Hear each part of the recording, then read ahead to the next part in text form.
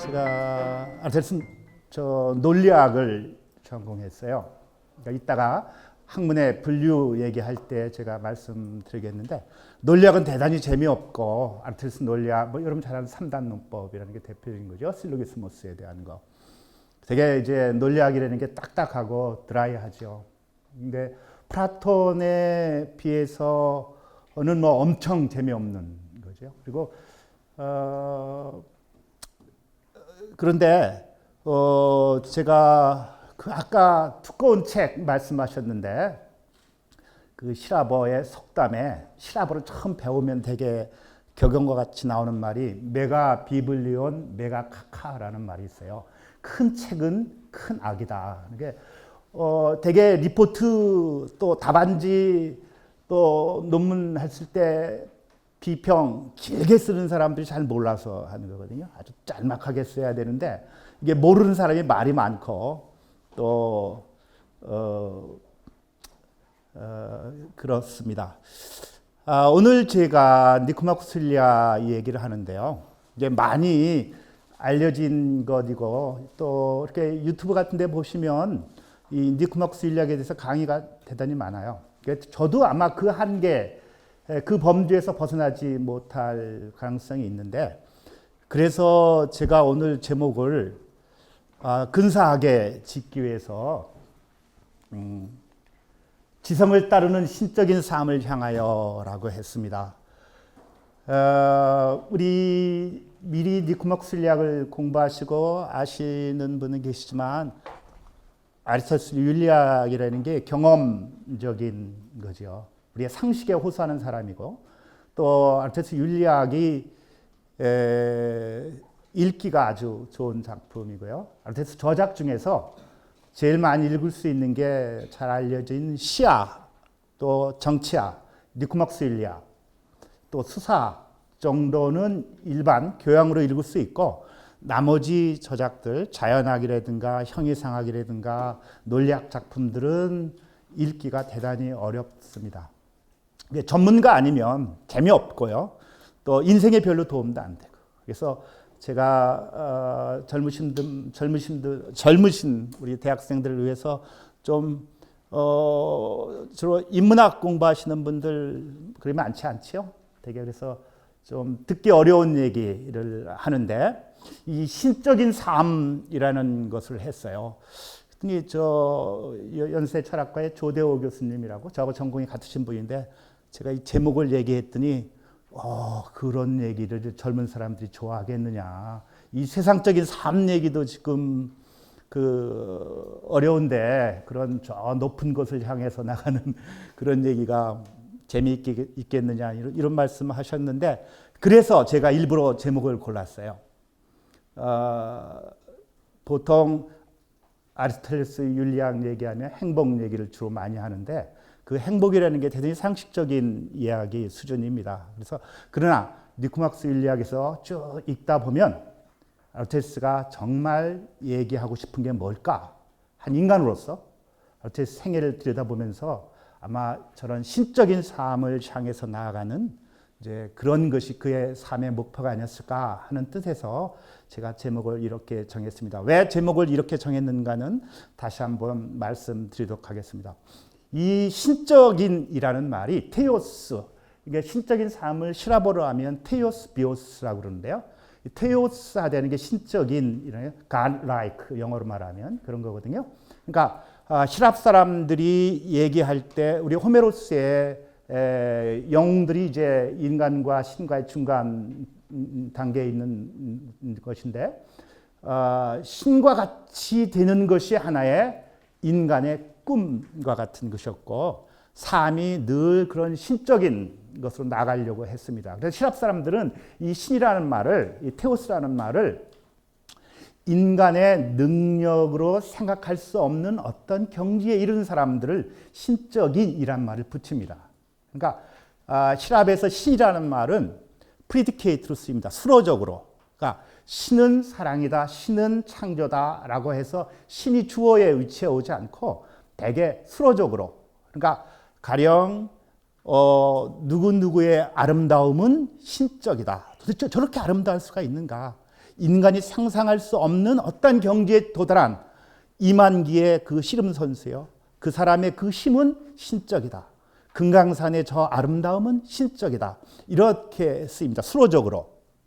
그래서 인간에게 있어서 가장 높은 단계, 특히 인간이 저렇게 힘이 세고 저렇게 많은 것을 알고 많은 것을 경험하고 어떤 훌륭한 업적을 남기고 그러면 신적인이라는 말을 앞에 붙이거든요. 그러니까 아리스토텔레스 자신도 플라톤을 향해서 신적인 테이오스 플라톤이라는 말을 씁니다.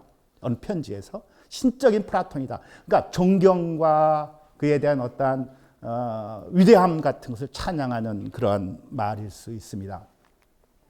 이게 아르테스입니다. 요 보시면 수염이 짧게 이렇게 있죠. 수염이 짧고 생김새를 기억해 두십시오. 대개 힐랍 사람들은 전해지는 말에 의하면 철학자의 어떤 외모의 표식 중에 하나가 징표 중에 하나가 뭐냐면 수염을 길게 길렀다는 것이에요. 그러니까 델포이에 가면 박물관에 가면 철학자의 상이 있는데 거기도 수염이 길게 있습니다. 지금 이게 입고 있는 이것은 리스포스라고 기원전 4세기에 만든 조각인데 제가 죽고 나서 얼마 후에 만든 것 같은데 그거에 대한 모상입니다. 로마 시대에 만든. 그러니까 가장 아르테스 모습을 아마 사실적으로 이렇게 했을 수 있습니다. 나중에 이따가 제가 아르테스 생김새 모습을 이야기할 텐데 되게 못생겼다고 되게 이렇게 하고 있어요. 요게 이제 잘 알고 있는 라파엘로의 아테네 학당입니다. 요 수염을 많이 기른 사람이 플라톤의 한 80세의 모습이고 또 이쪽이 아르테스입니다.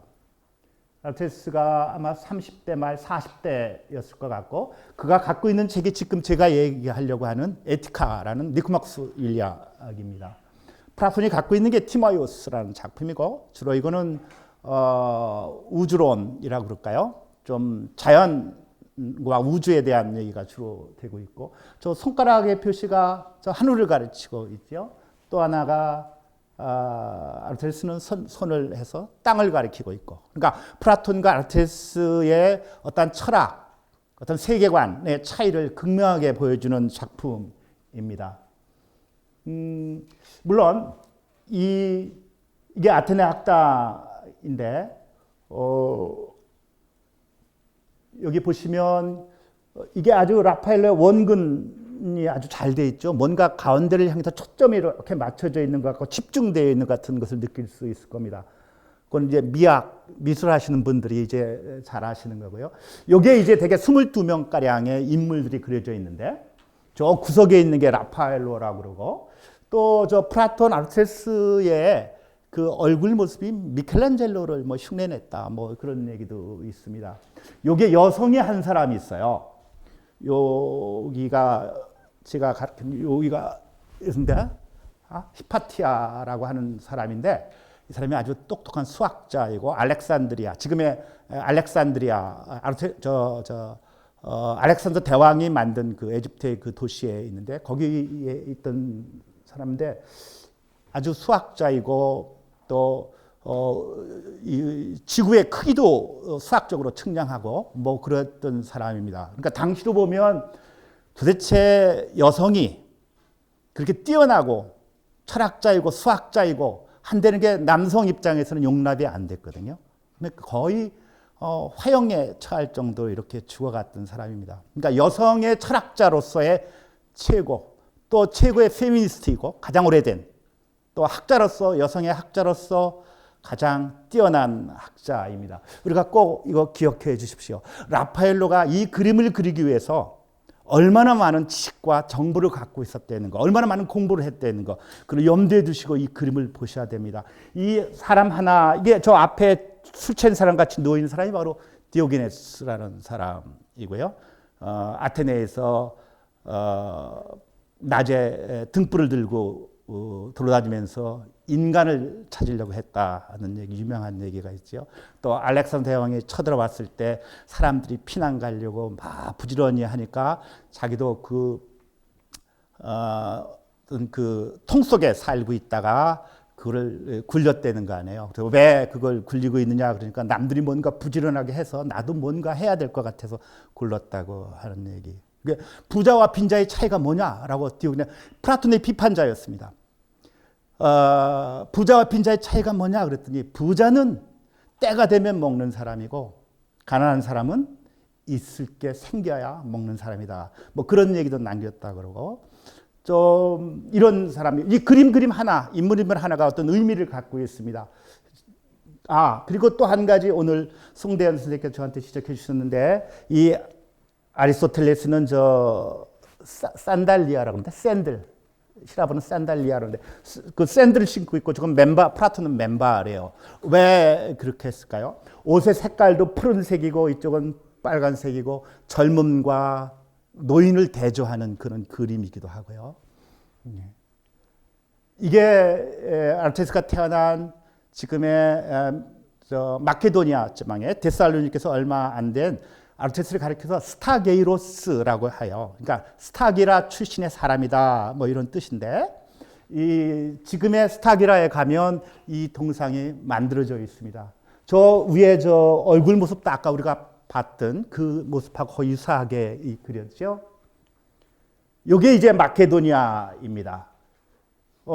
지금 저 그릭 마케도니아 쓴 이쪽에 가운데 산악지대 중심이 예전에 유고슬라비아 연방에서 떨어져 나와가지고 거기가 지금 예전에는 전 유고 마케도니아 공화국이라고 불렀고 유엔만 가입됐어요. 이시도 가입 못 되고. 왜 그러냐면 마케도니아라는 이름을 쓰기 때문에 그리스 사람 입장에서는 알렉산더 대왕이 자기의 조상이고 영웅이고 조상인데 마케도니아 사람이 그걸 쓰기 때문에 이게 최근에 그리스하고 이 마케도니아 쪽하고 해서 북자만 하나 더 붙이는 것으로 북마케도니아 공화국으로 이렇게 결정이 됐는데 그리스의 사람들도 반대하고 지금도 엄청나게 데모들 하고 있어요. 절대 마케도니아 쓰면 안 된다. 근데 그 쓰는 이유는 저 그릭 마케도니아가 그 지역과 포함해서 예전에 마케도니아 왕국이었어요.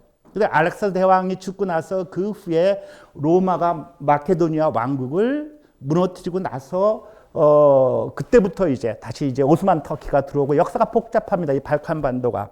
그래서 지금도 마케도니아는 그 이름 때문에 사람은 죽어서 이름을 남기고 범은 죽어서 가족을 남긴다 그러는데 국가 이름 가지고도 지금 저렇게 싸우고 있습니다. 저기가 태어난 곳이 저 스타기라라고 쓴 게 보이시죠? 저 오린토스라고 그 위에 보면 스타기라고 이게 칼키디케 반도라고 그러는데 데살로니키라고 해서 저 오린토스의 이쪽에 있는 것이 그 성경에 나오는 데살로니키 전서 후서할 때 거기입니다. 거기서 아주 가까운 곳이에요. 스타게라. 저 위에가 이제 알렉산더 왕 때 펠라라는 곳이고요. 그게 칼키스케 반도가 이게 저 포크 같이 세 개가 반도가 되어 있잖아요. 거기. 그 지역이 이제 아르테스가 젊은 시절에 살았던 곳이고 17살에 이제 아테네로 돌아옵니다. 이게 파르테논 그 신전 모습이고요. 이게 아르테스의 고향입니다. 이 스타게라 조그만 폴리스였어요. 아주 오래전부터 있던 곳이라고 그럽니다. 굉장히 아름답습니다. 해안이. 지금은 다 파손되어 있고 최근에 이곳에서 아리스토텔레스 무덤이 발굴됐다. 그래가지고 2015년에 그래서 데살로니키 대학 근데 다른 말로 하면 아리스토텔레스 대학이라는 곳이 있는데 거기서 이제 세계적인 학회가 열렸는데 거기서 그리스의 역사학자가 아르테스 무덤이 발굴되었다 해서 아주 크게 신문에 났는데 그리스 사람들이 구라가 세요. 아마도 구라일 가능성이 대단히 농후합니다. 근데 이제 전해지는 보고에 의하면 아르테스가 아테네를 떠나가지고 칼키스에서 죽어요. 대개 62세, 63세경에. 그랬다가 화장을 해서 이로 옮겼다는 얘기는 있어요. 자기 고향으로. 그래서 거기서 아리스토텔리온이라고 하는 어떤 신전 같은 걸 적어놓고 거기다 아르테스의 유고를 보관했다고 합니다. 그랬더니 거기에 오면 저 사람들한테 어떤 신성한 기운 때문에 그 영혼이 맑아지고 카타르시스 된다고 생각했어요. 정어가 된다고. 이제 그런 얘기도 전해지고 있습니다. 근데 다 그런 것들은 다 구라입니다. 이거 바로 스탁이라고요. 그 다음에 또 아르테스에 관련해서 이게 이제 알렉산더 대왕인데 어릴 때 아르테스가 소아시아 지방으로 떠났다가 그쪽으로 알렉산더 대왕을 가르쳐러 갔다 초청을 받아가지고 펠라라는 곳에서 미에자라는 곳인데 이 13살, 14살 때입니다. 그래서 알렉산더 대왕이 아르테스가 추천했던 호메로스의 일리아스를 가지고 동방 원정을 떠나고 늘 자기 머릿맛에 두고 읽었다고 그러고 있고요. 또 그러면 사상적으로 학문적으로 아르테스 영향을 받았느냐? 그것도 받았다고 그러는데 사실은 그것도 거짓말일 가능성이 농후하고 13살, 14살 때 한 2년 남짓 어떤 관계를 맺었다고 해서 크게 영향을 주지는 않았을 것으로 추정됩니다. 그럼 왜 알렉산더 대왕과 아르테스를 이렇게 연관시켜서 마치 로맨스와 같이 하나의 에피소드 남아있냐면 가장 뛰어난 왕과 가장 학문적으로 뛰어난 두 사람을 연관시켜서 뭔가 에피소드를 만들어내야 사람들이 대단히 흥미로워하거든요. 아마 그래서 만들어진 이야기가 아닐까 뭐 그런 얘기합니다. 그리고 아르테스가 알렉산더 대왕을 보면서 군주론이라는 것 또 하나 무슨 그걸 썼다고 그러는데 그건 남아있지 않고 그것도 아닐 가능성이 많습니다. 이게 이제 제우스 신전에서 바라본 거고 이게 이제 아르테스가 리케이온 학원, 아카데미아 학원 안에서 아르테스가 떠나고 어떤 정치적인 이유 때문에 스페우시푸스가 플라톤이 죽고 나서 원장 자리를 이어받고 그러면서 떠났다고 그럽니다. 물론 거기서 이제 무슨 플라톤이 수학적인 것, 그러니까 아카데미아 학원의 정문에는 뭐라고 써 있냐면 전해지는 말로 하면 기하학을 모르는 자는 이 문을 들어서지 말라. 그러니까 플라톤의 철학은 기본적으로 수학, 기하학에 바탕을 두고 있습니다. 아까 우리 그림에서 봤듯이 아르테스는 경험적이고 상식적이고 이 세상적인 것에 대한 관심이 더 많았고요. 그러니까 이 리케온을 설립해서 강의했다고 하는데 사실은 이것도 어떤 보고에 의하면 그의 제자였던 테오프라스토스라는 사람의 생물학자이고 식물학의 원조이고 맨 처음으로 식물의 분류 같은 것도 했던 사람인데 그 사람이 만들었다. 오히려 보고에 의하면 디오게네스 라이트 보고에 의하면 한 2,000명가량이 강의를 들으러 몰려들었다고 그래요. 그만큼 테오프라토스가 대단한 사람입니다. 그리고 아리스토텔레스 저작, 지금 우리에게 전해지는 아리스토텔레스 저작의 상당 부분이 테오프라토스의 영향, 특히 생물학, 식물학 또 그런데 영향을 많이 주었을 것으로 추정이 됩니다. 이걸 한번 기억해 두셔야 되는데 이게 시라본데 이게 저 위에 보시면 파이썬하고 이게 N자 같이 끝나죠. 이게 파이썬. 이게 어릴 때. 그다음에 카파입니다. K. 코스미오스 기누. 이게 뭐냐면 어릴 때는 코스모스라는 거 있죠. 코스모스가 질서라는 뜻이에요. 우주라는 뜻이에요. 코스미오스 알아. 질서 있어라. 예의가 있어라. 뭐 이런 뜻이에요. 그다음에 헤브론이라는 거는 조금 나이가 들었을 때, 한 젊은 20대, 여름 때 같으면 뭐라고 하냐면, 엥크라테스라는 말 있어요. 엥크라테스. 니코마스 7권 3장의 자제력 있음, 자제력 없음 할 때, 자제력 없음을 아크라테스라고 그러고, 자제력 있음을 엥크라테스라고 그러거든요. 그때는 자제력이 있어라. 그 다음에 메소스라고, 이게 메손이라는 말이 중용이라 할 때 메소테스라고 그래. 아르테스 인류학에서. 그게 기본적인 개념은 메손, 중간이라는 수학적인 거에서 나왔거든요. 메손, 중년이 되었을 때는 디카이오스 하라. 디카이오스. 이거는 정의가 있어라 하는 뜻입니다. 또 이거 테스 여기까지. 그 나이가 더 들었을 때는 나이가 장년이 됐을 때는 에우블로스라고 이게 보면 에우블로스라고 돼. 이자부터 시작한 분이 에우블로스라는 이건 뭐냐면 숙고 에우블리아 숙고 나오죠. 프로네시스 나올 때 이따가 말씀드리겠는데 그런 얘기고요. 그 다음에 텔라구톤, 이게 죽을 때가 되면 리포스, 고통이 없어라. 라는 거예요. 제가 이걸 보여드린 이유는 니코마코스 윤리학에서 얘기하고 싶은 바가 다 여기 그대로 들어있어요. 기본적으로 아르테미스는 상식적이라고 그랬지요. 당시 사람들이 갖고 있던 그 생각들을 상당히 체계적으로 정리한 것이라고 볼 수 있습니다. 니코마코스 윤리학이. 그게 윤리학 저작이. 이거는 어디서 나왔냐면 이게 아마 런던 박물관에 브리티시 뮤지엄에 있다고 그러는데 알렉산더 대왕이 동방 원정에서 거의 인디아 쪽에 가까이 오고 히말리아, 지금의 파키스탄, 그 밑에 보면 지금의 아프가니스탄 지역이 뭐냐면 박트리아라는 나라가 있었어요.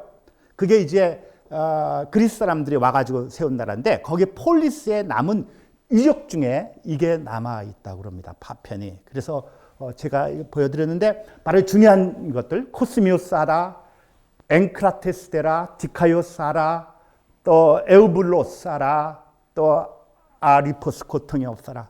이게 행복이라는 거, 즐거움이라는 거, 고통이 없는 거거든요. 응? 그리고 이제 제목을 왜 이렇게 했느냐 하면 이게 10권에서 마지막쯤에 가서 10권 7장인가요? 10권 6장이 니코마코스 윤리학에 지금까지 해왔던 얘기를 요약하고 있어요. 아르테미스 자신이. 그러니까 니코마코스 윤리학을 읽고 요약해와라. 간결하게 보고해와라. 그러면 10권 6장이 가장 스탠다드한 리포트. 아르테미스 자신이 리포트하고 있어요. 정말 잘 요약했겠죠. 10권 6장을 보시면 니코마코스가 다 요약되어 있습니다. 물론 7권 8권에 대한 얘기는 없지만요. 제가 생각하는 것은 아르테미스가 우리가 1권, 2권, 3권, 4권까지가 되게 행복이란 뭔가로부터 출발해서 좋음이란 뭔가, 최고의 좋음이란 뭔가, 그게 행복이다. 행복이란 탁월성에 따르는 영혼의 활동이다. 라는 얘기하고 그러면 행복이라는 것을 탁월성, 덕, 아라테에 따르는 영혼의 활동이라고 하면 무슨 얘기하지만 그 다음부터 하는 얘기는 뭐예요? 그럼 탁월성은 뭐냐? 덕이란 무언가 하는 얘기를 할 수밖에 없거든요. 그게 2권부터 시작됩니다. 2권, 3권, 4권까지 개별적인 덕. 그리고 5권에서 정의에 대한 얘기로 넘어가고 있습니다. 그러면 10권에 가서 1권에서 했던 그 얘기와 다른 1권에서 행복이라는 것은 덕도 가져야 되지만 인간이 덕만 가지면 안 돼. 돈 좀 있어야 돼. 명예도 있어야 돼.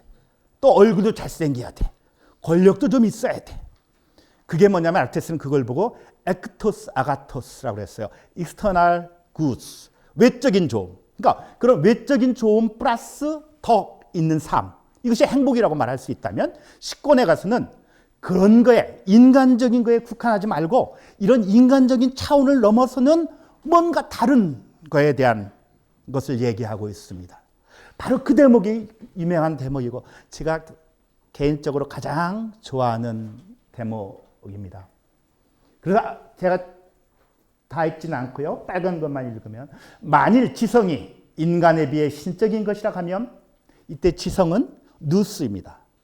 지성을 따르는 삶은 또한 인간적인 삶에 비해 신적인 것이다. 그러니 우리는 인간이니 인간적인 것을 생각하라. 우리는 죽을 수밖에 없으니 죽을 수밖에 없는 것들을 생각하라고 권고하는 사람들을 따르지 말고 오히려 우리가 할 수 있는 데까지 우리 자신이 불사불멸의 것이 되게 하고 그리고 우리 자신 속에 있는 최선의 것을 따라 살 수 있도록 온갖 노력을 기울여만 한다. 이게 아르테미스가 니코마코스 윤리학에서 정말 자신의 인생의 경험을 통해서 하고 싶은 말이 아니었을까? 이게 제 생각입니다. 바로 불사불멸의 것이라는 게 히랍 사람들은 신과 인간의 차이는 아무것도 없어요. 기본적으로 신은 죽지 않는 것이고 인간은 죽을 수밖에 없고 신도 사랑을 하고 미워하고 시기하고 질투합니다. 여러분 그리스 신화에 보시면 다 그렇게 나오죠. 다 똑같은데 신은 죽지 않는 것만 있어요. 차이는 그거밖에 없습니다. 인간에게도 뭔가 신적인 것이 있다. 그것이 지성이라고 번역한 누스라는 말입니다. 플라톤이 향연, 심포시온에서 인간에게는 신적인 것이 있다. 누스가 바로 그렇다는 거거든요. 아르테미스 그 생각 그대로 가져옵니다. 인간의 이 지성, 이 누스라는 건 우리말로 옮기면 지성이라고 옮겼지만 순수한 사유, 순수한 사유, 어떤 경험적이지 않고 이 머릿속에 침잠해서 내가 가만히 이 세상을 생각하고 바라보면서 무언가 머릿속에서 생각하는 가장 만족한, 가장 완전한, 또 가장 최선의 생각할 수 있는 그러한 삶을 살아가라 하는 얘기입니다. 제가 오늘 니코마코스일리아 강연하면서 보통 니코마코스일리아 강연할 때 이걸 강조하지 않습니다. 제가 강조하는 것은 오직 이거 하나 차이뿐이 없습니다. 다른 사람 다 그렇게 얘기할 수 있어요. 나중에 다시 한번 말씀드리도록 하겠습니다. 아무튼 생애는 대개 4단계로 나누는데 말씀드렸다시피 384년에 태어나 322년, 323년에 죽었는데요. 마케도니아 칼키디케에서 유년기를 보내고 17살에 아카데미 학원에 들어옵니다. 그리고 플라톤이 죽고 나서 아테네를 떠납니다. 그래서 소아시아 지방 거기 가서 테오프라토스 아까 말씀드렸던 그 만나고 거기서 머무르고 필립 2세 알렉산더 대왕의 가정교사가 많이 있었겠죠. 왕의 자식이었긴 해. 그 중에 수석교사로서 그쪽으로 초청을 받습니다. 또 미에자라는 거 펠라의 미에자에서 만났는데 알렉산더 대왕을. 그러면 아리스토텔레스가 니코마코스일리아를 쓴 아리스토텔레스가 그러면 알렉산더 대왕과 같은 그러한 사람을 고귀한 사람, 아름다운 사람, 정의로운 사람을 봤을까요? 안 봤을 겁니다. 이런 얘기예요. 비록 니코마코스를 얘기한다는데 비록 땅과 바다를 다스리지 않아도 고귀한 것을 행할 수 있다. 땅과 바다를 다스리는 사람은 알렉산더 대왕입니다. 그렇지만 그럼에도 불구하고 깔로스라는 말이 아름다움이라는 뜻이에요. 기본적으로는. 그것을 이제 우리가 영어로는 노블, 고귀한이라고 옮길 수도 있고요. 정말 아름다운 것은 이 세상에서 땅과 바다를 다스리는 게 아니다. 오히려 그렇지 않아도 인간은 고귀한 행위를 할 수 있다는 거죠. 그게 고귀한 행위 중에 하나가 여러분들이 하는 학문이고 철학이고 지성에 따라서 살아가는 삶 같은 것일 수 있습니다. 그리고 다시 아테네로 돌아와서 죽을 때까지 니케온에서 수장을 했다고 하는데 그것도 테오프라토스였다는 얘기도 있다는 얘기 말씀드렸습니다. 이 사람 아르테스는 그 디아스포라를 겪은 사람입니다. 자기 고향을 아버지가 의사였고 어머니도 또 의사 집안이었대. 의술의 신계통의 집안이었다고 그러는데 그것도 거짓말일 가능성이 농후합니다. 그러니까 아르테스 아버지가 니코마코스예요. 또 니코마코스 율리악이라는 니코마코스는 자기 아들의 이름이 니코마코스입니다. 그러니까 당시 관례가 자기 아버지 이름을 자기 아들에게 붙여주는 게 아마 관례였던 것 같아요. 아마 그런 전통 때문에 무슨 부시 주니어 이렇게 붙이기도 하잖아요. 그 전통이 아닐까 그런 생각합니다. 그런데 니코마코스 율리악 할 때 니코마코스에 아무 의미 없어요. 이게 어떤 사람들은 아들 니코마코스 율리악에 바쳐진 책이다. 아들 니코마코스가 편집한 책이다. 이런 얘기 하는데 아르테스의 아들 둘째 아들 태어났어요. 소아시아 가서 어떤 여자하고 결혼했다가 피티아였는데 일찍 죽어요. 나중에 또 결혼했어요.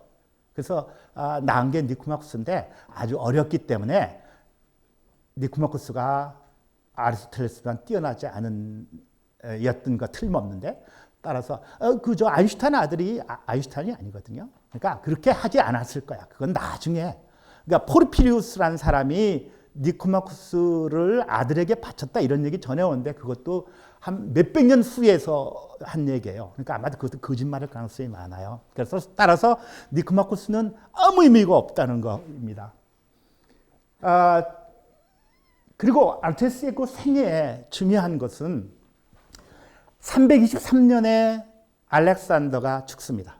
그리고 디오게네스가 324년, 그러니까 아르테스가 322년에 죽거든요.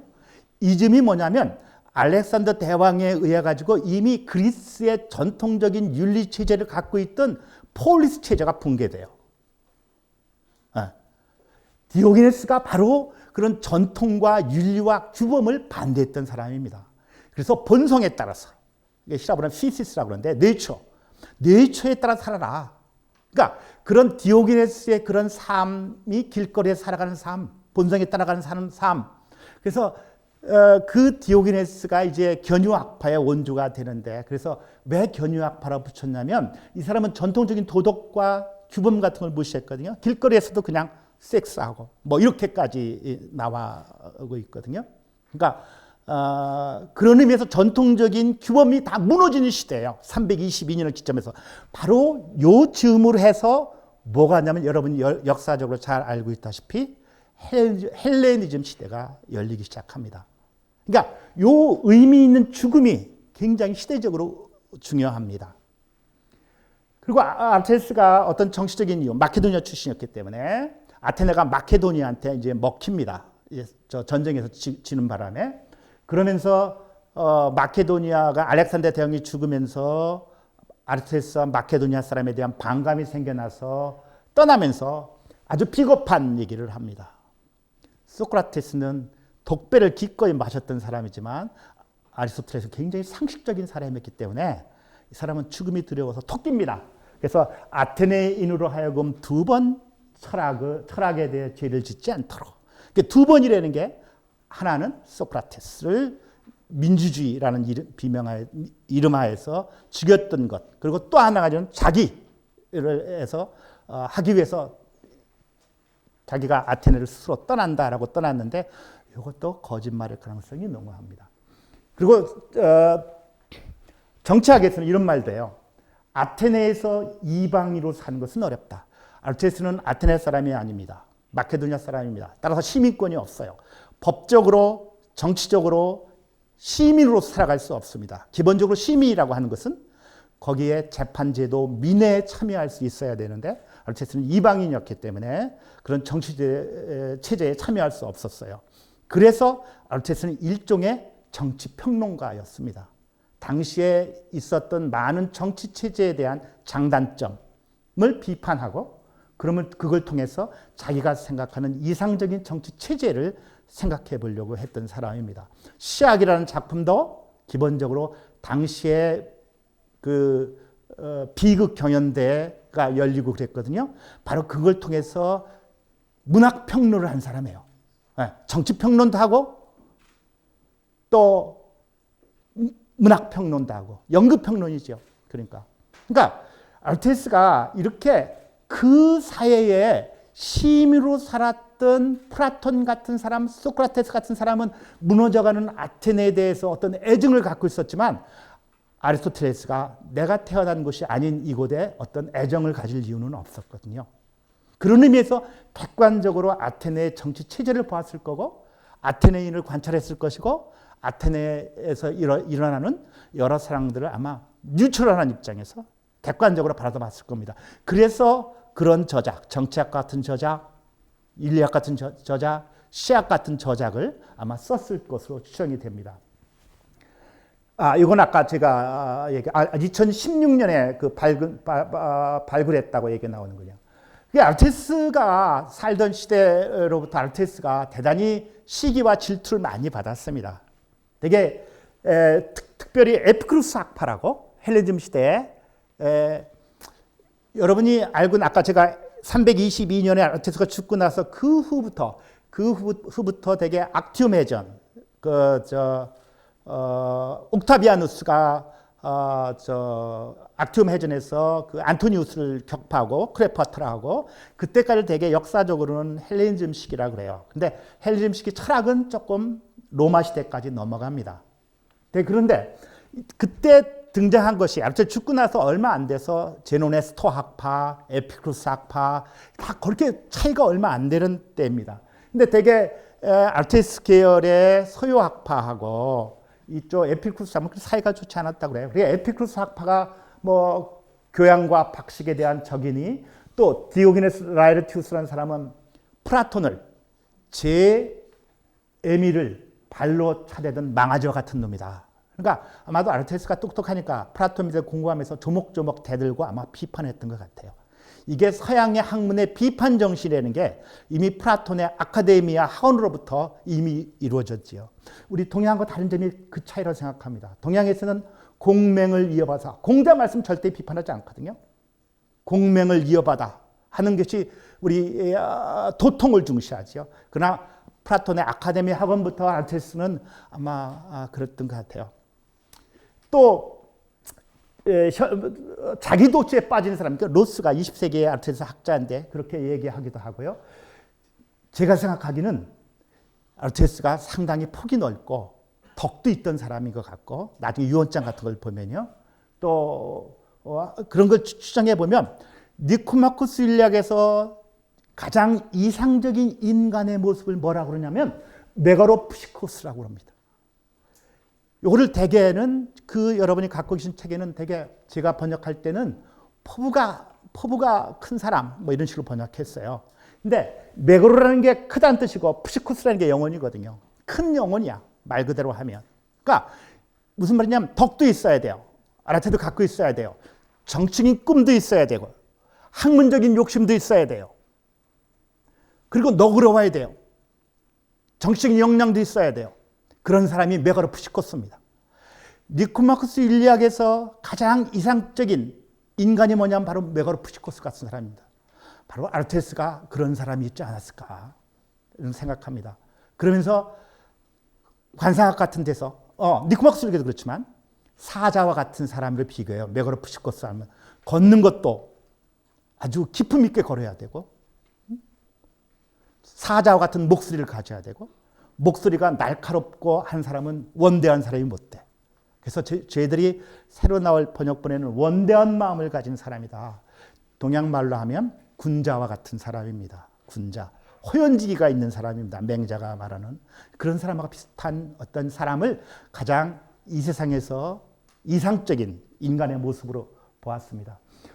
그리고 아르테미스를 비판하기를, 그 외모에 대해서 어눌하고 말하고 다리는 가늘고 눈은 작고 화려한 옷을 입고 반지르고 수염을 짧게 깎고 절제할 줄 모르는 식탐이다, 뭐 이런 비난이 있는데, 이거는 아마도 디오게네스가 이렇게 얘기하고 있는데, 이건 디오게네스라는 이 철학자들의 생애를 전하고 있는 이 책은 헬레니즘 시대 초기에 되게 쓰여진 건데, 이건 아르테미스 생애에 관련해서 잘못된 보고들이 굉장히 많지요. 그는 당시 헬레니즘 초기의 문학이 뭐냐면 위트, 재치 같은 걸 섞여가지고 사람들한테 에피소드를 통해서 재밌게 얘기해 주는 것이, 길을 즐겁게 해주는 거. 가령 알렉산더와 아르테미스를 이렇게 연결시킨다든가 굉장히 흥미롭거든요. 그 로만과 같이, 소설과 같이. 그런 에서 아마도 이런 평가가 있을 것 같고요. 플라톤과 아르테미스 관계에 대한 얘기는 아까 마치 망아지가 저를 낳아주는 어미를 그렇게 하는 것처럼 아르테미스는 나를 차버렸다, 이런 보고가 있는데, 아르테미스는 니코마코스 일력의 1권에서 친구와 진리 둘 다 소중하지만 진리를 더 소중하게 하는 것이 경건하다. 이때 친구라는 게 필로스인데 8권, 9권의 주제가 필리아입니다. 되게 우리는 그거를 친애라고 번역했는데 영어로는 friendship이라고 그러지만, 되게 그 친애라는 말은 우리가 친구 간에 갖는 사랑도 친애이지만 필리아지만, 부모와 나와 관계도 필리아이고 나와 애인과 갖는 관계도 필리아이고 상하 수직적 관계 속에 성립하는 사랑, 그런 것이 필리아예요. 그러니까 친구, 우정이라고 옮기면 좀 좁다는 생각이 들었습니다. 또 한 공동체에서 시민들이 나누어 갖는 사랑, 그래야 정의로운 사회가 될 수 있다는 거거든요. 그게 필리아 굉장히 중요해요. 필리아와 정의의 관계도. 그 다음에 아르테미스 학문의 분리가 우리가 얘기하는 것은 실천학인데, 되게 이게 인간의 행위를 본다, 안다, 행한다, 만든다라는 걸 3분하고 그거에 대해 학문의 분류를 했어요. 이론 학문에는 형이상학, 신학, 수학, 자연학과 같은 것을 이제 학문의 분류를 했고요. 이런 이론학의 3분하는 이 학문의 분류는 그 후에도 계속 이루어집니다. 중세까지도. 또 실천학에서는 우리가 하는 윤리학, 정치학과 같은 거, 제작학이 바로 시학과 같은 것을 얘기할 수 있고요. 아르테미스 윤리학이 뭐 하는 학문이냐? 기본적으로는 아가토스 비오스, 좋은 삶을 진작하게 하는 연구 분야다. 인간의 잘 산다는 것. 그게 뭐냐? 잘 행위한다는 것. 에우프라테인, 잘 산다, 잘 행위한다, 행복, 다 같은 말입니다. 이 전통은 어디서부터 오냐면 소크라테스로부터 옵니다. 인간이 잘 행위한다는 것, 잘 산다는 게 뭐냐? 그거는 소크라테스가 물었던 물음이거든요. 그 물음에 대해서 그 전통을 이어받아서 아르테미스 역시 바로 잘쌈이 뭐냐 하는 얘기. 소크라테스는 물론 영혼의 돌봄이라는 말을 했어요. 사실 그 영혼, 프시케에 대한 얘기는 아르테미스 행복에 대한 정의에서 나오는 거잖아요. 덕에 따른 영혼의 활동이라고 했을 경우에도. 그래서 여기 나오듯이 에우다이모니아, 에우프라테인, 토 에우제인은 다 같은 말이고, 그래서 이 잘 살기 위해서는, 인간이 잘 살기 위해서는 소크라테스와 같이 영혼의 돌봄만 아니고 인간이 적절한 친구도 있어야 되고 부모도 있어야 되고, 나는 아무리 덕을 많이 갖고 있고 돈을 많이 갖고 있어, 근데 부모가 없어, 친구가 없어, 그러면 행복하겠냐 이 말이죠.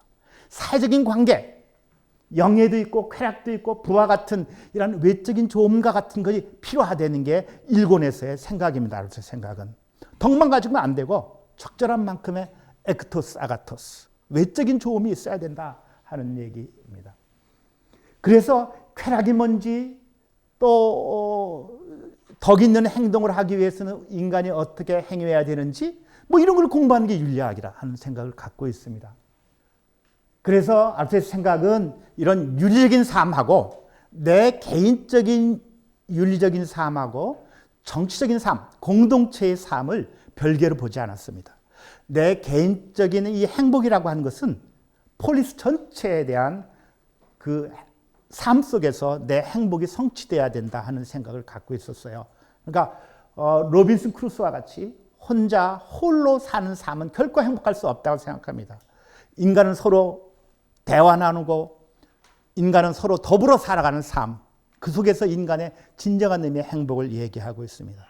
아르테미스가 정치학 7권에서 정치적인 삶과 철학적인 삶을 얘기하고, 거기에서는 철학적인 삶이 더 나은지 정치적인 삶이 나은지에 대해서 명확한 언급은 없습니다.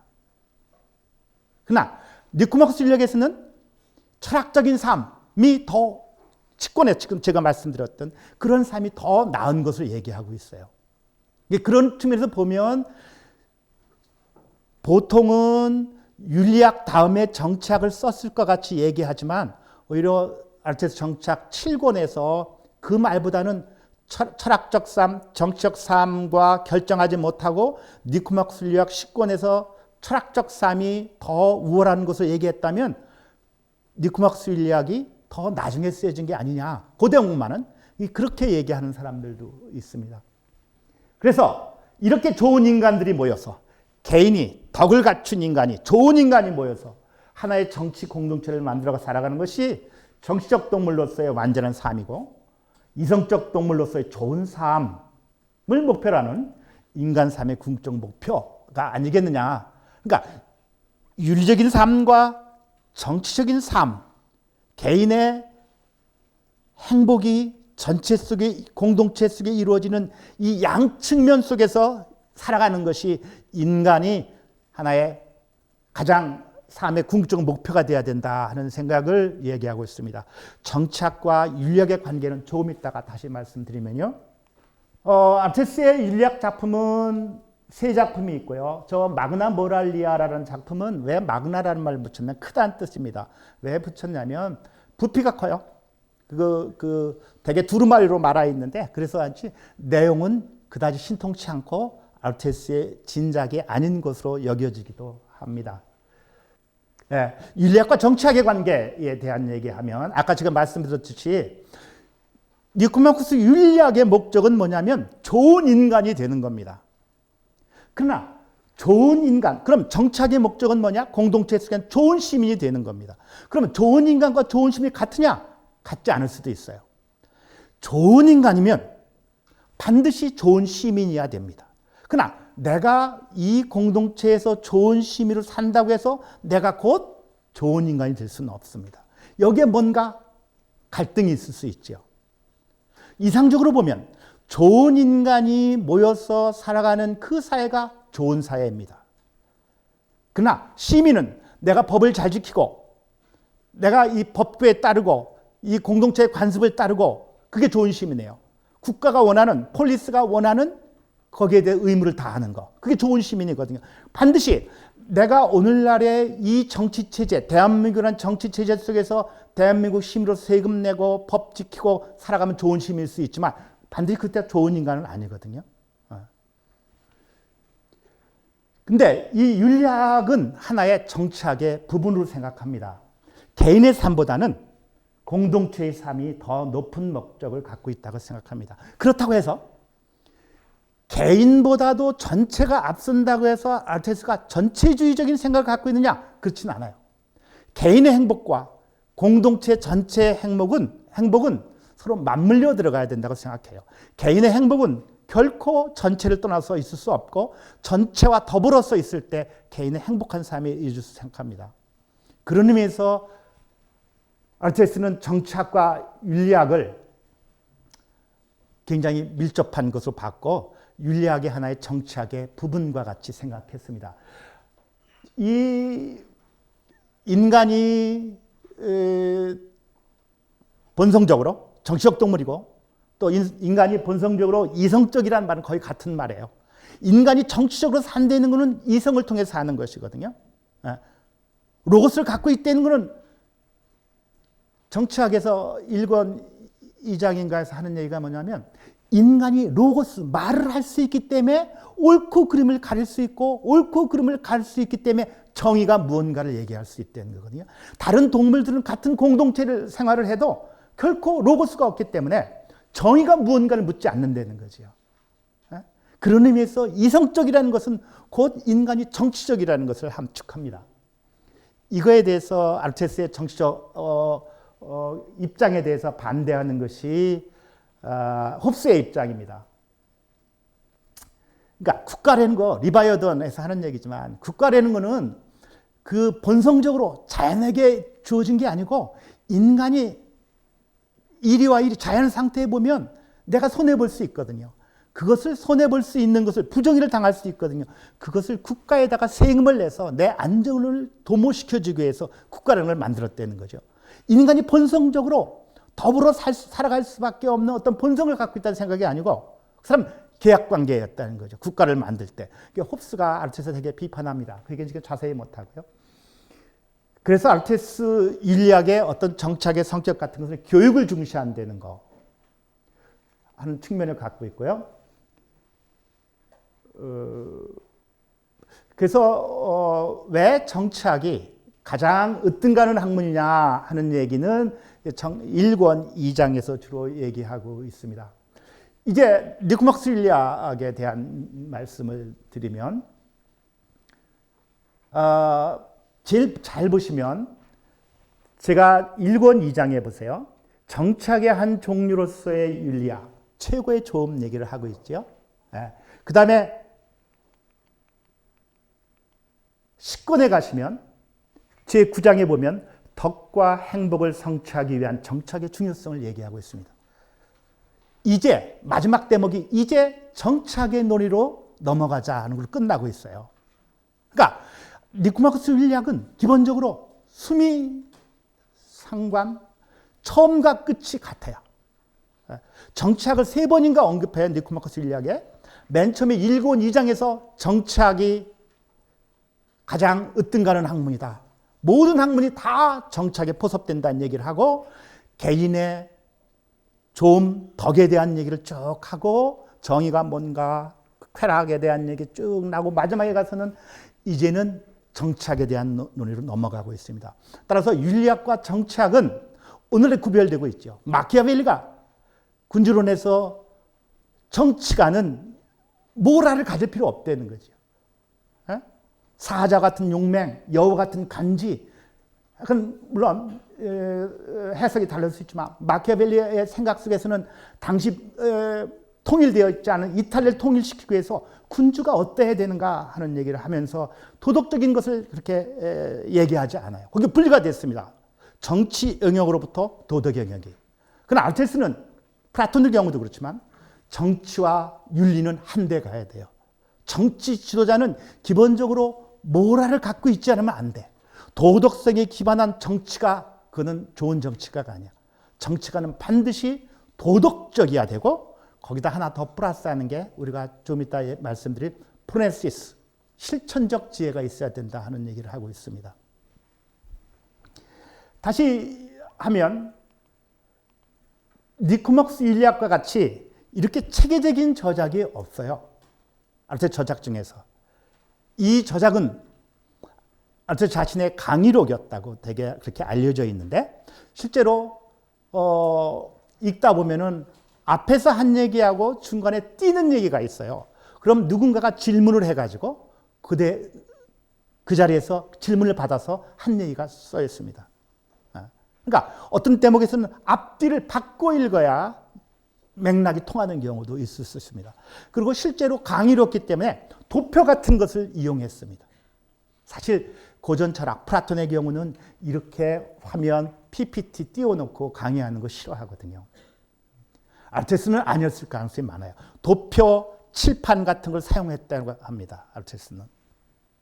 이게 쭉 보면 그러고 나서 행복에 대한 얘기하고 방법론에 대한 얘기하고 7장에 가서 행복이라는 게 완전해야 되고 자족적이어야 되고 그러면서 에르곤론정 이따 말씀드리겠습니다. 얘기하고 그 다음에 행복이라는 것을 정의하고 12장에 가면 13장의 마지막 장에 가면 영혼에 관한 언급을 하고 있어요. 푸시케이 분류, 영혼이라는 게 이성을 가진 것, 이성이 없는 것 두 분을 분류하고 있습니다. 그러면서 왜 아까 제가 말씀드렸다시피 왜 이건부터 아르테가 뭔가에 대한 얘기를 하냐면 행복을 완전한 탁월성에 따른 영혼의 어떤 활동으로 정의했기 때문에 그렇다면 그 정의 속에 나오는 탁월성이 뭐냐? 그걸 이건의 사건까지 논의하고 있는 겁니다. 그러면서 영혼이 뭐냐 하는 얘기를 바로 13장에서 분류하고 있습니다. 이권에 가서 성격의 덕, 개별적인 덕들에 대한 얘기를 하고요. 3권, 4권까지 다 개별적인 성격에 관련된 것을 얘기하고 있습니다. 그런데 5권에 가서 저스티스가 정의란 뭔가 하는 얘기를 하고 있습니다. 여기서 정의에 대해서 분배적 정의, 시장적 정의, 교환적 정의를 하면서 교환적 정의에서 가장 중요한 것은 교환의 수단으로서 돈의 발생, 돈의 기원을 맨 처음으로 이야기했습니다. 그게 칼 막스의 자본론에도 바로 그 대목을 인용하고 있고 가장 위대한 철학자를 칼 막스가 아리스토텔레스를 꼽았습니다. 그래서 이 대목에서 정치학하고 연관해서 경제학자들이 슌페터를 비롯해서 경제학자들도 아르테스를 경제학의 기원으로 얘기하고 있습니다. 최초로 시조로. 그 다음에 8권에 7권 아크라시아에 대한 얘기는 조금 이따 말씀드리고요. 그 다음에 8권, 9권에 가서 친애에 대한, 필리아에 대한 얘기를 하고 있습니다. 아르테스의 그럼 덕윤리의 핵심은 뭐냐? 김장훈이다. 이렇게 얘기했어요. 김장훈이 누군지 아시죠? 이 사람이 김장훈입니다. 아르테스의 덕이라고 하는 거. 아르테라는 게 어떻게 해석되느냐? 아르테가 뭐냐? 김장훈 뭐라고 했느냐? 착한 행동은 습관적으로 반복하니까 정말 착해지던 거요. 아마 김장훈은 아르테스 니코마코스 윤리학을 몰랐을 겁니다. 되게 윤리학에서 되게 동기를 중시하는 경우도 있고 되게 이제 칸트의 의무론 같은 것이 동기를 중시하죠. 또 결과를 중시합니다. 행위의 결과만 좋으면 그게 좋은 거다 하는 입장. 그게 공리주의 같은 입장이죠. 이제 공리주의는 많은 비판을 받고 물론 공리주의 나름대로 내적으로 디펜스하기 위해서 여러 가지 이제 수정된 이론을 내놓긴 하지만 그러나 아르테스의 이 윤리학은 기본적으로 습관을 통한 덕, 반복을 통한 덕의 가짐, 그래 헥시스라고 그러는데 그걸 품성이라고 우리가 번역하는데 그 have 동사에서 왔어. 에케인 동사에서 헥시스라는 것도. 그러니까 우리가 반복하다 보면 습관이 생겨나는 거거든요. 그러니까 습관은 제2의 천성이다. 3살 버릇 80까지 간다 하는 게 아르테스 윤리학의 핵심이에요. 1권의 4권까지.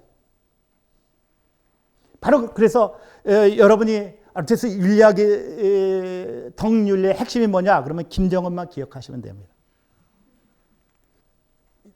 이게 여러분이 니코마코스 윤리학을 한번 읽어보셨겠지만 또 읽을 때 첫머리에 나오는 게 가장 중요해요. 아르테스 저작은.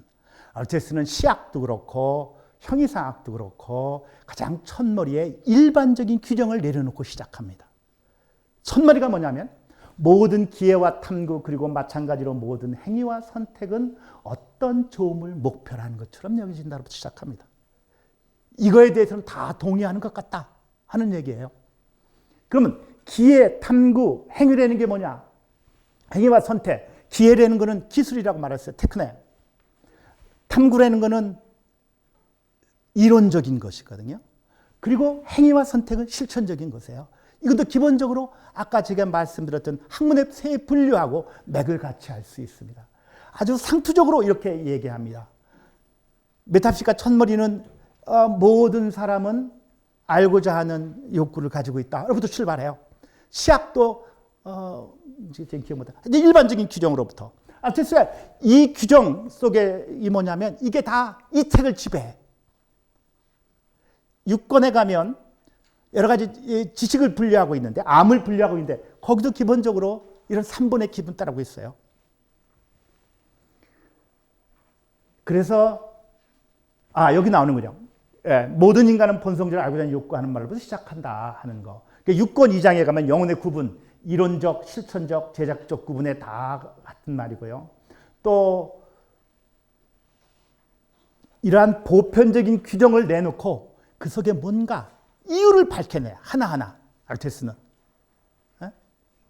그리고 아르테스의 실천하기 아까 방법론을 그냥 넘어갔는데 간단히 얘기하면 가령 행복이란 뭔가라고 하면 행복에 대해서 기존에 사람들이 대부분의 사람들이 받아들이는 통념 같은 것을 먼저 제시해요. 쾌락의 삶, 명예의 삶, 돈을 많이 가지고 사는 삶, 이거 행복이다. 그러면 그거 하나하나에 대해서 하나하나의 부족한 점이 뭔가를 하나하나 분석해 가요. 거기에 어떤 문제점이 아포리아라고 그러는데 그걸 지적해요. 그런데 그 아포리아를 풀어내는 거, 에우포레인. 뭔가 앞에 포리아라는 게 길이 딱 막혀 있는 거거든요. 막혀 있는, 내가 어떤 공부하다가 막혀 있는 어떤 상태 있죠. 그게 아포리아에 빠지는 거죠. 그 상태를 길을 뚫어주는 거예요. 에우포리아. 그게 바로 학문하는 거고 철학하는 겁니다. 그런 의미에서 저는 혹시 20세기 최고의 철학자 피트겐슈타인이 하는 말이 철학은 문제에 대한 답을 구하는 것이라 문제 자체를 해소하는 거다 하는 입장하죠. 아르테스님이 그런 겁니다. 그 문제가 어떤 문제를 갖고 있는지 그 문제점을 지적해서 그 문제를 풀어냄으로써 하나의 자기가 찾고 있는 그 답을 찾아내려고 그렇게 하고 있습니다. 따라서 아르테스의 윤리학 속에서는 좋음의 의미를 분석하는 게 아니야. 아가토스 하자는 게 뭐냐? 굿이라는 게 뭐냐? 굿니스가 뭐냐? 그런 20세기의 메타윤리학 같은 사람들이 언어 분석학자들이 많이 했지만 굿의 의미가 뭐냐? 지인모라고 영국의 지인모 같은 사람들이 그런 거 아니거든요. 이것은 그런 의미 분석하는 것이 아니라 내 삶, 궁극적 목적을 위해서 선택된 행위가 된다는 것. 그것이 어떻게 그런 건지, 어떻게 윤리학의 목표가 가능하고 어떤 문제가 있는지, 인생에는 무언가 좋은 것이 있는데 이것을 우리가 어떻게 성취할 것인가, 이게 관심이 있어요. 아르테스가 말하는 좋음이라는 것은 성취 가능한 것입니다. 플라톤과 같은 저 세상적인 어떤 좋음 자체, 그런 건 없다고 생각하는 거죠. 성취 가능하지 않으면 행복일 수 없다는 거예요, 우리 삶 속에서. 그래서 아르테스는 늘 행위를 강조합니다. 우리의 행복이라는 것은 행위 속에서, 행동 속에서 이루어진다는 얘기를 합니다. 이 아가토스란 말은 구체적인 사물을 지시할 수도 있고 추상적인 의미일 수도 있습니다. 아까 제가 말했지, 에크토스, 아가토스라는 거, 외적인 좋음이라는 거 생각하면 다 구체적인 거 아니에요? 명예, 부. 그래서 이 아가토스라는 말은 실화어에서 좋은 책상, 좋은 마이크, 좋은 사람, 다 좋은이라는 말을 쓸 수 있어요. 그걸 예전에는 그래서 선이라고 많이 옮겼어요. 근데 선이라는 말이 너무 모랄한 의미만 선을 생각하기 때문에 아르테스 말은 선은, 좋음은 그런 도덕적인 의미만 갖고 있지 않고 어떤 구체적인 사물에도 적용될 수 있는 말입니다. 좋은 선수, 좋은 와인 다 쓸 수 있는 말입니다. 그 좋음이, 인간에게 좋음이 그게 뭐냐? 좋은 탁자라고 말했죠. 그 좋음이 뭐냐? 그럼 좋은 사람의 좋음이 뭐냐? 다 다르다는 거지요. 그래, 인간에게 좋음이 뭐냐는 걸 탐구하는 거예요. 탁자의 좋음 탐구하지 않습니다. 그 좋음이라는 게 좋음 중에서 인간에게 가장 좋은 좋음이 있다? 그게 뭐냐? 그게 인간에게 행복이다. 그게 인생의 궁극적 목적이 아니겠느냐 하는 얘기. 이 용어 의미도 얘기할 수 있는데요. 이게 아라테라는 말이 기본적으로 밑에 셋째 줄에 보시면 훌륭하고 탁월한 남자, 아가토스한 사람에게 요구되는 능력과 공적을 가리키고, 이게 호메로스 경우에 애초에. 그러니까 저 사람 장군으로서 아라테가 뭐냐면 전쟁에 나갔는데 자기 가족과 자기 국가를 보호하기 앞서서 죽음이 두려워서 토끼는 사람은 아가토스한 장군이 아라테가 없는 거죠. 자기의 본래 호메로스의 아라테라는 것은 자기 지위에 속해 있는 자신이 해야 될 바를 충분히 잘하는 사람이 아라테가 있는 사람이 생각했어요. 그것이 플라톤, 아르테스가 와서 도덕적인 의미에까지도 이제 확장되기 시작하는 거죠. 이 아가토스란 말의 일반적인 의미, 아르테스는 일상 언어를 가지고 철학한 사람입니다. 여러 가지 언어를 많이 만들어냈어요. 테크닉한 텀도. 가령 두 번째 보시면 푸시케의 아가토스를 주지 못했다는 말은 그는 열심히 일만 하고 빈약하게 살았다. 가령 낙담한 수험생에게 아가토스한 마음을 가져라 그러면 기운을 내라, 확신을 가져라, 이런 의미예요. 그래서 아르테스 경우에 아가토스란 말은 한 사물이끔 해주는 그 기능이나 본성의 완성을 의미한다. 이런 의미에서 탁월성에 근접하는 의미를 가진다. 그러니까 아라테의 어원이 뭐냐에 대해서는 여러 가지 얘기가 있어요. 아가토스의 최상급을 만들어서 아리스톤에서 추상명사를 만들어서 아레테를 만들었다라는 얘기도 하나의 설인데 그거 다 받아들이지는 않습니다. 어쨌든 아레타와 아가토스는 굉장히 밀접한 관련이 있고, 에르곤이라고 하는 거, 인간의 기능이 뭐냐?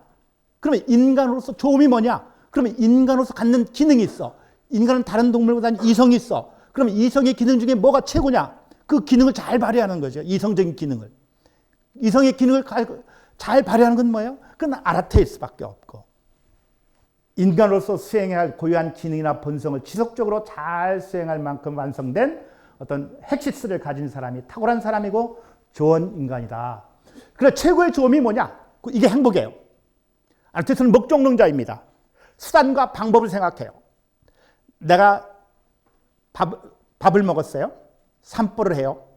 산보하는 이유는 뭐예요? 소화시킬 다른 목적이 있죠. 그러면 소화를 잘 시키면 내가 뭐가 돼요? 건강하기 위해서지요. 건강 왜 해요? 공부를 열심히 하기 위해서. 공부를 왜 해요? 더 좋은 직장을 갖기 위해서. 내가 더 좋은 학문을 성취해서.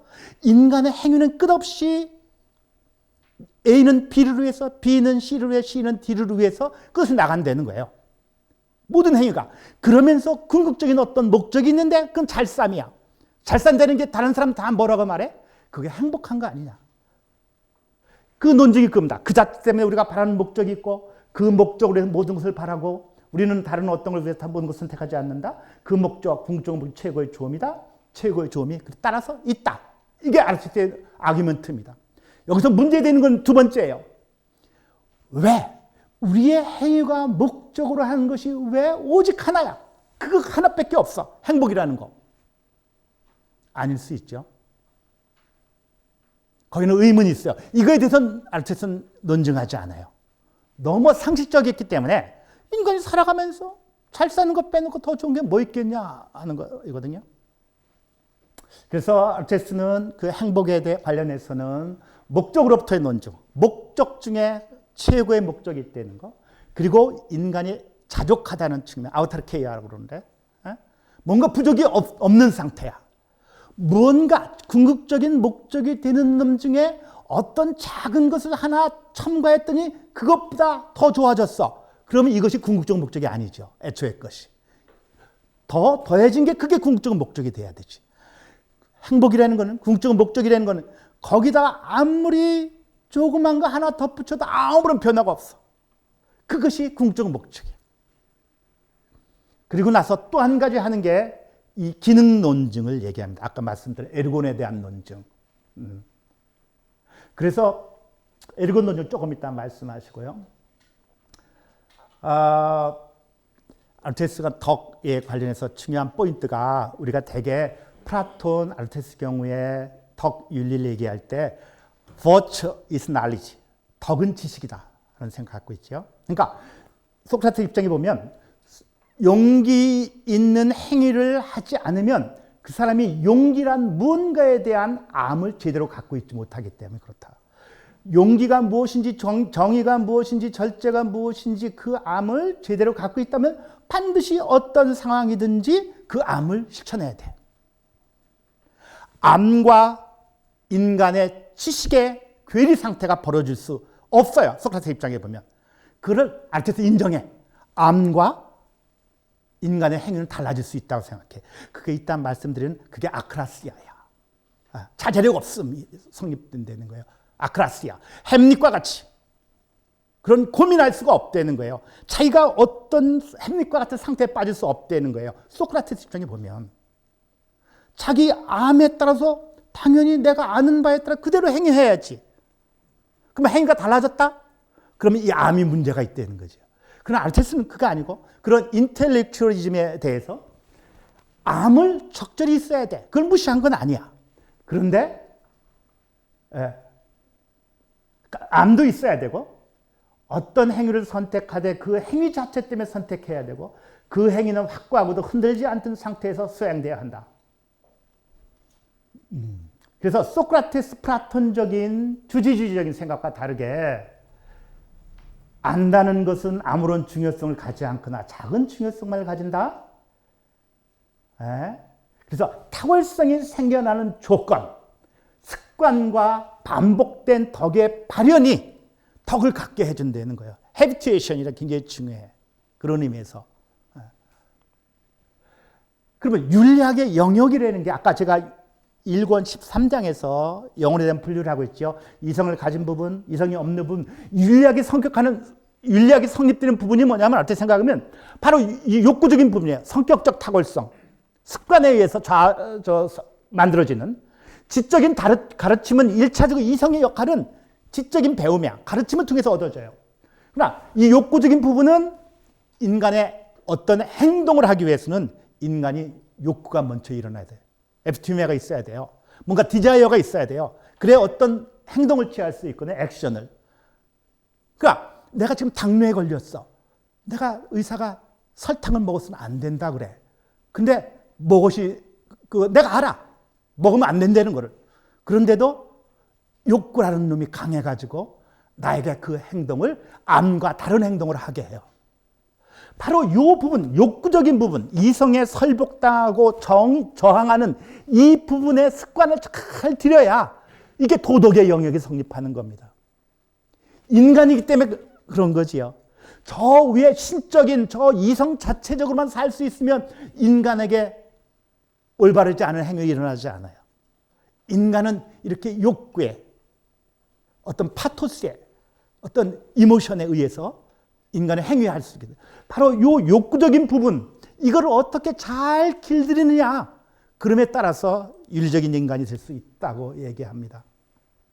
그 다음에 중용이라는 것에서 하면 다 모든 덕은 기본적으로 중용입니다. 아까 말씀드렸지만 메손에서 왔다고 그랬어요. 메소테스라는 말을. 그래서 마땅한 때, 마땅한 일에 대해서, 마땅한 사람에 대해서, 마땅한 목적을 위해서, 마땅한 방식으로 행위하는 것. 마땅한이라는 게 뭐냐? 이게 참 애매한 말입니다. 마땅하다는 게 뭐냐? 공자의 손자였던 자사가 쓴 동양의 중용이라는 작품이 있죠. 그 때문에 일본 사람들이 아마 중용으로 옮겼을 거예요. 그 중용하고 차이가 뭐냐? 아르테스 경우의 중용이라는 것은 수학적인 개념에서 왔어요. 기본적으로 메손이라는 건 산술적인 중간입니다. 어떤 크게 자가 있으면 그 중간이 메소네요. 그러나 이 중간이라는 것은 두 가지가 있다는 거죠. 대상에 관련되어 있는 중간. 30cm 자의 중간은 15cm 딱 하나뿐이 없어요. 그러나 인간에 관련해서 인간의 행위에 관련해서 중용이라고 하는 것은 하나가 아니고 여럿일 수 있어요. 어떤 상황에서 마땅하게 하는 행동이 뭐냐는 건 여럿일 수 있습니다. 아르텍스가 말하는 그 중용은 일종의 가치평가를 가진 행동일 수 있어요. 가령 물에 빠진 사람을 보았을 때 수영을 못하는데 내가 그 사람을 구하기 위해서 뛰어드는 것은 중용이 아니에요. 중용의 행위가 아닙니다.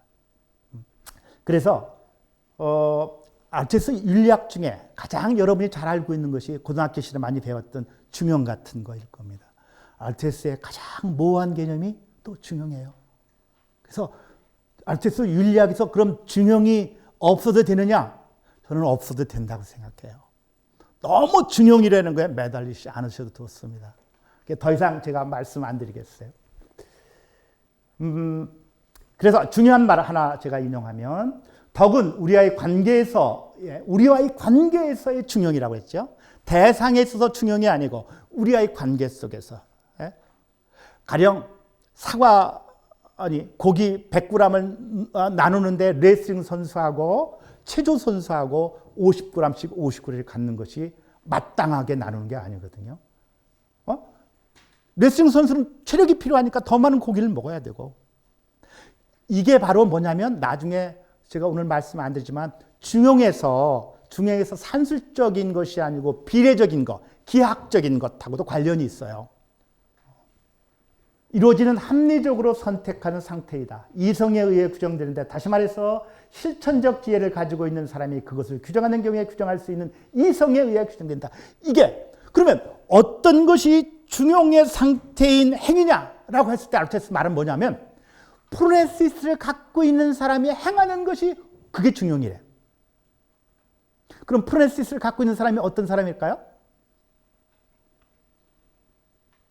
소크라테스 같은 사람일 수 있어요. 지혜로운 사람이 하는 행위를 우리가 바라보면서 그걸 따라서 한대. 이처럼 모호한 게 어디 있어요? 다시 말해서 무슨 말이냐면 우리가 중용의 상태를 어떻게 얻는가에 대한 것은 논리적이고 논증적이 없다 그 말입니다. 그저 실천적 지혜를 갖고 있는 사람이 행하는 것, 그것이 중용이래. 이처럼 모호한. 그래서 아르텍스는 이런 실천 철학에서는 수학적인 엄밀성을 기대하지 말아야 된다 그런 얘기합니다. 기하학자에게 바라는 엄밀성을 윤리학자, 정치학자들에게는 바라서는 안 된다. 정치학, 윤리학에서는 그러한 정확성이 아니다. 그러니까 지혜 있는 사람, 즉 실천적 지혜를 가진 덕을 소유한 사람이 행한 행위가 특정한 행위의 중용을 결정하는 척도가 되는 셈이다. 그러면서 중용에 대해서 몇 가지 언급하는 것은, 그러면 어떻게 하면 우리가 중용의 상태에 이를 수 있냐, 행위의 지침은 마련해 줘요. 하여튼 대립되는 것을 피하라 하는 입장입니다. 아까 제가 하나 오해하면 중용이라는 것은 대단히 극단적인 거예요. 어찌 보면. 가령 내가 지금 공무원으로서 근무하고 있어. 근데 내 상사가 부정한 것을 보았어. 내가 가까운 사람이야. 그러면 이 상태에서 중용은 뭐예요? 그 부정의를 고발하는 것이 정의입니다. 그러니까 용기와 만용과 비겁함의 중간인 중용이 용기라고 해서, 그러면 만용보다도 비겁이 더 멀리 떨어져 있는 게 아니라 만용에 비해서 극단인 게 용기입니다. 근데 그걸 유의해 주셔야 돼요. 적절하게 행동한다는 게 아니라 극단으로 행동하는 거예요. 중용은 어떤 측면에서 보면 아까 든 예와 같이 부모가 내 자식이 잘못을 범했으면 그거를 고발하는 게 그게 중용. 그런 측면에서 중용도 극단이라는 거 하는 점을 유의해 주셔야 되고요. 그러니까 우리가 쉽게 빠지는 극단, 이건 아마 쾌락입니다. 쾌락. 특별히 쾌락을 주의해야 되고, 그래서 이건 제가 갖는 의문인데 그냥 한번 읽어보겠습니다. 여전히 남겨진 의문은 그렇다면 우리는 지나침과 모자람이 없는 상태를 얻기 위해서 얼마나 습관들여야만 하고 얼마나 반복해야 하며 얼마만큼의 양극단을 경험해야만 하는가? 중용이 우리의 행위의 원칙이 될 수 있는가? 양극단의 실현은 오히려 덕의 파괴를 수반하지 않을까? 중용에 뭔가 끝없이 그 무한속패 가는 거 아닐까? 여기서 빠져나오는 해결책은 무엇일까? 아르테스는 그래서 프로네시스라는 것을 얘기하고 있습니다. 프로니모스한 것은 기본적으로 아까 나왔던 에우블리아, 아까 나이가 장년이 됐을 때는 숙고를 잘해야 된다 얘기했죠. 에우블리아 해야 되는 것입니다. 나에게 좋은 것, 유익한 것, 전체적으로 잘 살아가는 것과 관련해서 무엇이 좋고 유익한가에 대해서 잘 숙고해야만 되고, 그래서 가령 이 실천적인 지혜를 갖고 있는 사람은 어떤 사람이냐? 가령 이건 개별적인 상황과 연관되어 있어요. 가령 내가 지금 회사에 다녀. 내 이 회사에서 내가 너무 힘들게 해. 난 도저히 여기서 참고 있을 수가 없어. 그럴 때 나는 얼마든지 사표를 던질 수 있어요. 그런 개별적인 상황이죠. 그때 발현되는 지혜가 프로네시스야. 프로네시스는 행복 그 자체를 목적으로 하지 않고 행복에 도달하는 수단을 선택하는 데에 도움이 되는 지혜예요. 프로네시스는 실천적 지혜라고 옮겼지만 이론적인 측면도 어느 정도 가미되어 있어요. 그러니까 내가 회사를 그만둬야 되는데 내 가족을 생각하고 내 자식을 생각해서 뭔가 거기서 가장 숙고를 통해서 합리적으로 어떤 선택을 해야 돼요. 그때 우리에게 필요한 게 프로네시스라고 그래요. 정치학에서 정치가에게 필요한 덕목이 뭐냐면 프로네시스를 가져야 돼.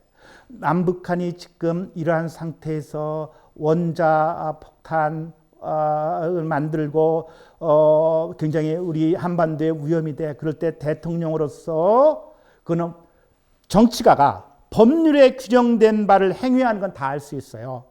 개인적으로 도덕적이면 돼. 그리고 사적인 이익을 도모하지 않으면 돼.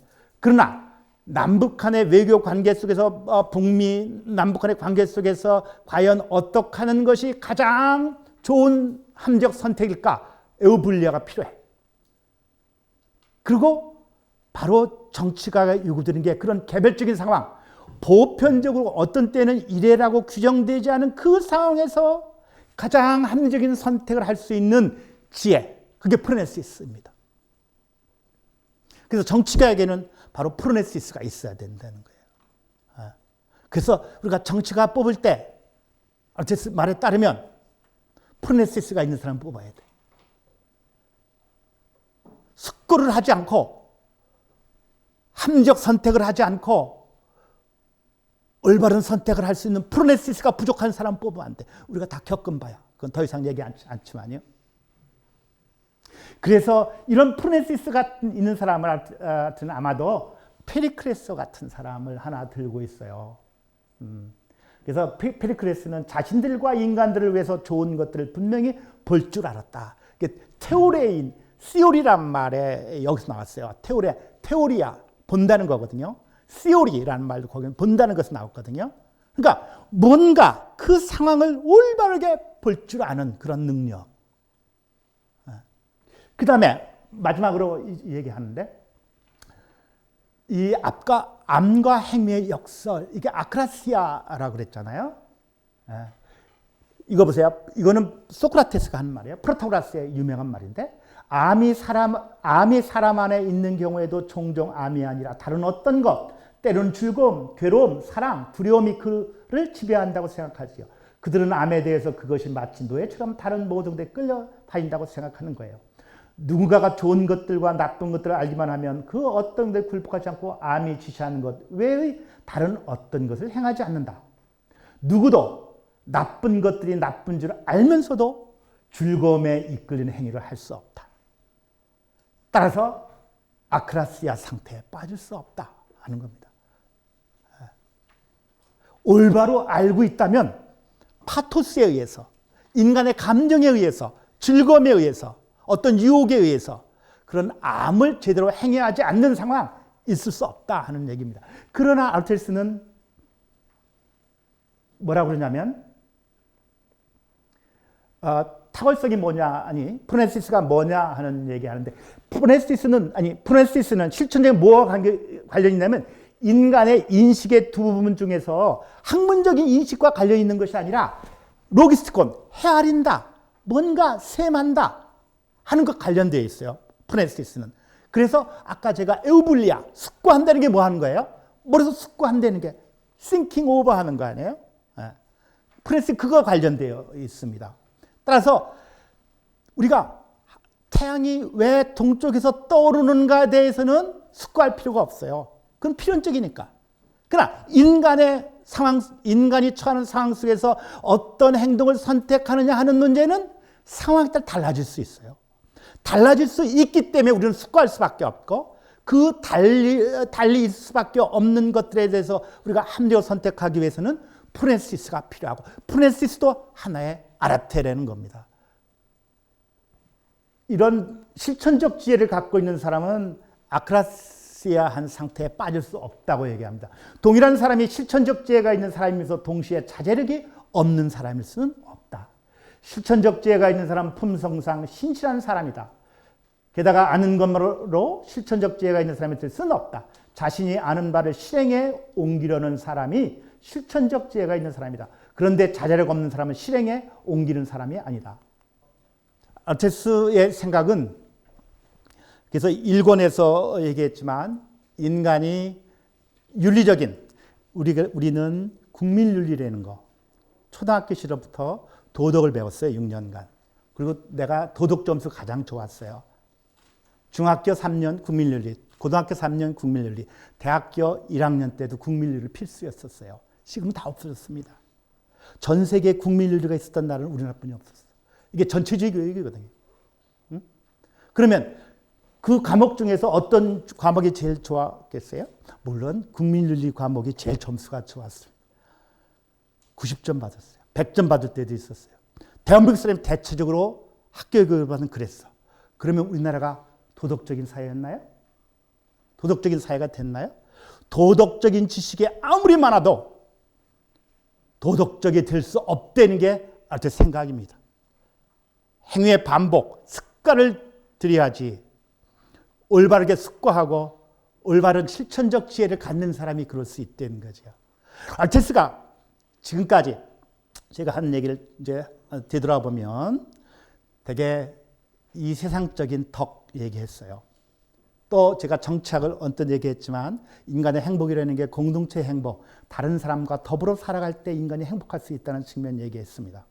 그러면 제가 애초에 제목을 정했던 지성에 따른 신적인 삶이라는 게 뭐냐라는 걸 물을 수 있어요. 그러나 이 세상의 인간적인 한계라는 것을 아르테미스는 그 한계 속에서는 인간이 그렇게 살지만 이 한계를 벗어날 수 있는 저 높은 것을 향해 나갈 수 있는 그런 뭔가 순수한 사유, 철학에서 순수란 말을 많이 쓰면 순수, 이성, 비판 이런 쓰면 경험에 의존하지 않느니라 이해하면 돼요. 거의 90%가. 그러니까 뭔가 이 세상적인 거에 얽매일 수밖에 없는 존재이지만 그러면서 아르테미스는 이것을 떠나려고 하는 메가로푸시코스한 인간이지만 그것이 인간의 삶의 목표지만 그걸 한 걸음 더 나가서 이 세상적인 한계를 뛰어넘은 뭔가 저 높은 것, 순수한 사유 속에서 그러한 테오리아, 관조적인 삶 속에서 살고 싶어 했던 그러한 끝없는 인간적인 욕구, 추구를 했던 사람이 아닐까 그렇게 생각합니다. 네, 제 강연은 이 정도에서 마치도록 하겠습니다.